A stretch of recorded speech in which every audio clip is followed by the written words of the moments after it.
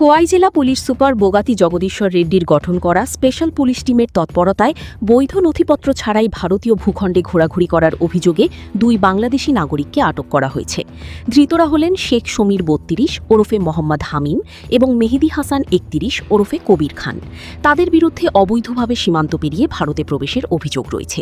Police জানিয়েছে ধৃতদের উদ্দেশ্য কী ছিল, তারা কাজের খোঁজে এসেছিলেন নাকি কোনো মানব পাচারকারী চক্রের সঙ্গে যুক্ত, তা তদন্ত করে দেখা হচ্ছে। আগামীকাল তাদের খোয়াই জেলা আদালতে তোলা হবে। সাম্প্রতিক সময়ে ত্রিপুরায় বাংলাদেশি অনুপ্রবেশের ঘটনা বাড়তে থাকায় সীমান্তে নজরদারি আরও জোরদারের দাবি উঠেছে।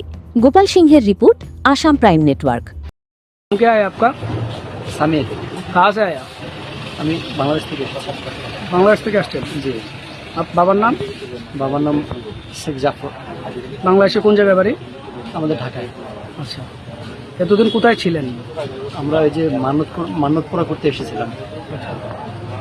মানে অসুস্থ ছিল ওর সাথে এসেছি আর কি, মান্নত পুরা করতে দরগায়।